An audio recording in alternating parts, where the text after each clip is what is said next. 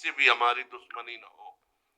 अब ये सब कैसे होगा? तो बोले नंबर एक, निरंतर जो नाम जप करता हुआ मालिक से प्रार्थना करता रहता है। मालिक कौन? अपने इष्ट से, कि हे प्रभु मुझे ऐसी सामर्थ्य दो कि कोई भी विषय मुझे परास्त न कर पावे और पूरे संसार में मेरा किसी से भी द्वेष न हो। अद्वेष्टा सर्वभूतानाम, गीता जी भी कह रही, अद्वेष्टा सर्वभूतानाम, किसी भी भूत प्राणी के प्रति हमारा द्वेष दोष भाव ना हो।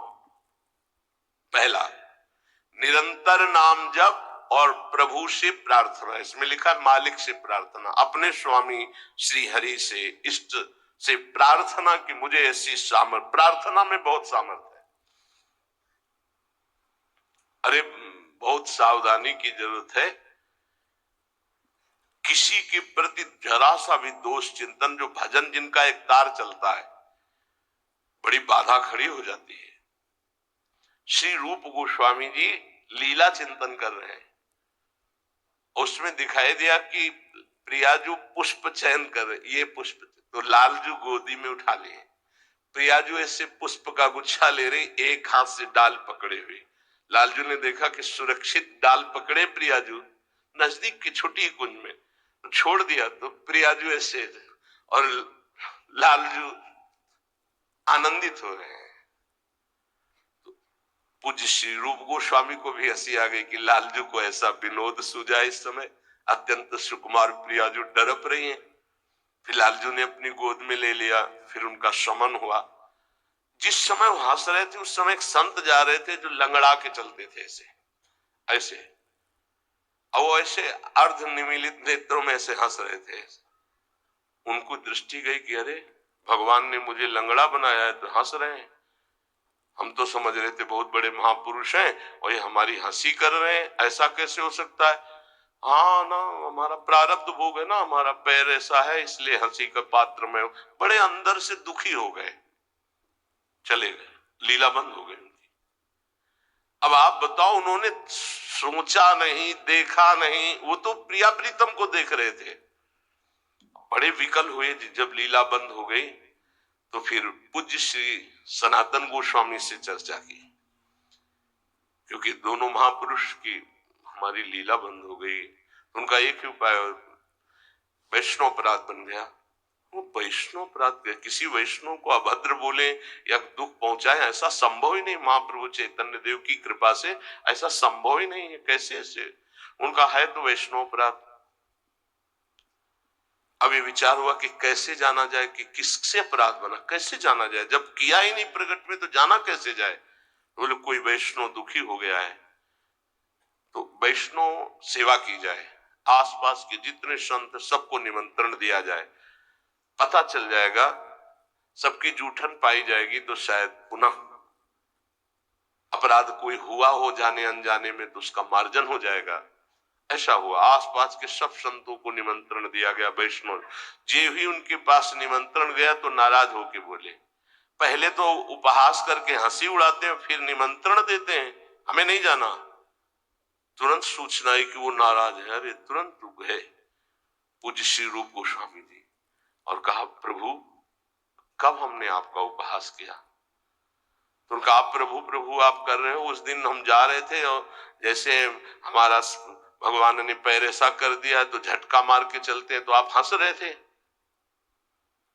तो उनका, मुझे तो याद ही नहीं कि आप कब निकले और हम कब हंसे। तो उन्होंने समय बताया कि अमुक दिन और समय। अच्छा अच्छा, तो उनका, प्रभु ऐसे बतानी नहीं चाहिए पर आप नाराज हैं इसलिए बता रहा हूं।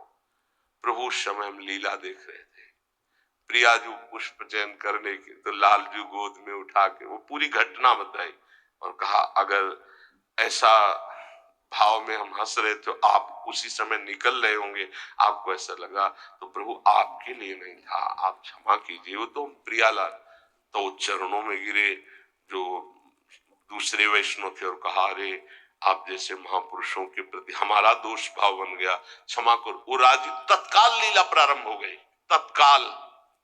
अब आप विचार करो, जब दोष नहीं है वैष्णव दुखी हो गए तो लीला रुक गई। फिर अगर केवल स्वीकृति की हाँ ये गलत है, वो गलत कर रहे तो भी हाँ गलत है, नहीं, और भगवान की लीला भगवान जाने। नहीं, आप बताओ कि ये गलत है कि सही, नहीं तो हम कोई जज है क्या? जिनके सहारे हम चल रहे उनके सहारे वो चल रहे, उनसे पूछो जाके, चल जाओ राधा राधा राधा।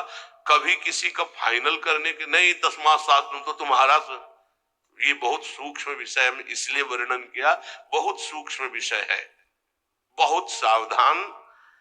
नाम जापक भगवत प्रेम प्राप्ति के लिए इतनी सामर्थ्य जो अभी पीछे चर्चा हुई, उसके लिए निरंतर नाम जप, प्रभु से प्रार्थना कि किसी भी के प्रति हमारा तनिक भी दोष भाव न बनने पावे। प्रभु से प्रार्थना, वही सबके हृदय में बैठे, वही आपको ऐसी सामर्थ्य देंगे। क्योंकि सृष्टि में आपके प्रति प्रतिकूल व्यवहार होगा, आपका उपहास करेंगे, आप नाना प्रकार के कटु वचन बोलेंगे, आपको सह जाना है, उनके प्रति कटु वचन नहीं करना, दोष भाव नहीं करना, नहीं अपनी भगवत प्राप्ति में बाधा आ जाएगी। ये सूक्ष्म विषय सब कोई नहीं समझ पाएगा, लेकिन उपासक जो भगवत प्राप्ति करना। दूसरा,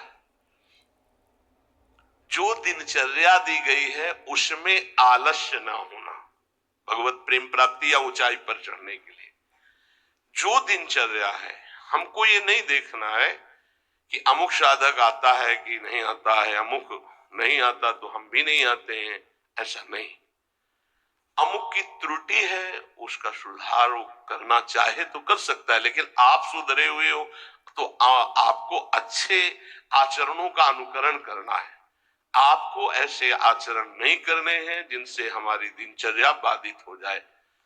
एक चीज और ध्यान रखना है, इसको बहुत विस्तृत रूप से समझा इसलिए रहे कि एक दिनचर्या है जिसके पास सेवा नहीं, गुरु सेवा, और एक दिनचर्या है जो गुरुजनों की सेवा में रहते हैं, उनसे हो सकता है जो भागवतिक दिनचर्या का आदेश दिया गया है वो ना हो, तो उनको असंतुष्ट नहीं होना, क्योंकि वो गुरु सेवा में है। सारी दिनचर्या का फल जो है वो गुरु प्रसन्नता है। तो अगर वो गुरु सेवा में, जैसे हमारी श्री जी की भोग सेवा में है, अब प्रातः बाल भोग से लेकर के शयन तक कितने भोग श्री जी को लगते हैं, अब उनमें उनको हो कि हमारी दिनचर्या तो नहीं। अब जैसे जो और है सेवा में है, बहुत से, कोई किसी सेवा में कोई किसी सेवा में, अब उनकी दिनचर्या वो माला लेके नहीं बैठेंगे, थोड़ी थोड़ी देर में जो दिनचर्याएं हैं, जो सेवाएं हैं, तो उनको इस बात का पश्चाताप नहीं करना कि मेरी दिनचर्या नहीं चल रही। वो तुम्हारी दिनचर्या गुरु प्रसन्नता के अंतर्गत है, उसमें नहीं सोच, और ये नहीं सोचना कि अब हम सेवा कर रहे हैं तो हमारा वो भजन तो हो नहीं रहा जो दूसरे माला से कर रहे हैं, तो पता नहीं मेरी गति क्या होगी, ये नहीं सोच।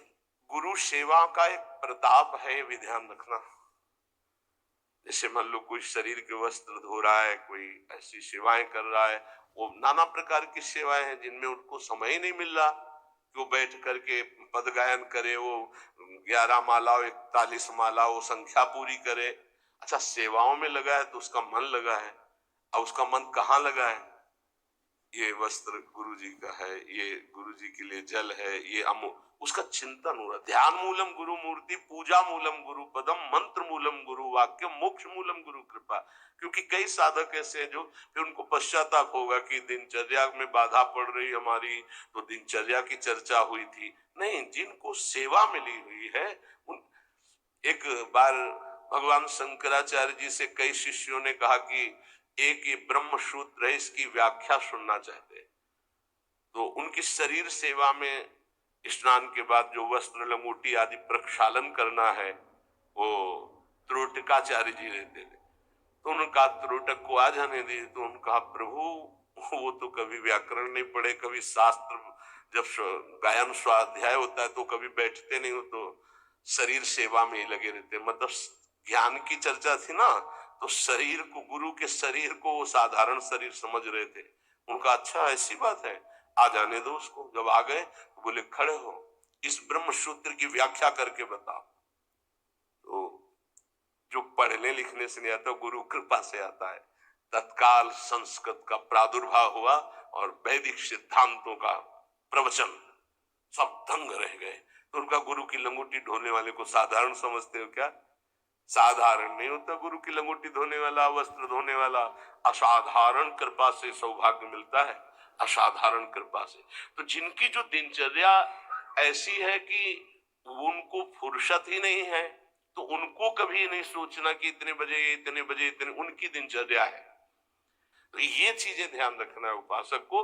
प्रमाद में हमें दिनचर्या में बाधा नहीं पहुंचानी, प्रमाद युक्त हमारी दिनचर्या नहीं होनी चाहिए। यदि गुरु सेवा इष्ट सेवा में हमारी जो गुरु की अन्य साधकों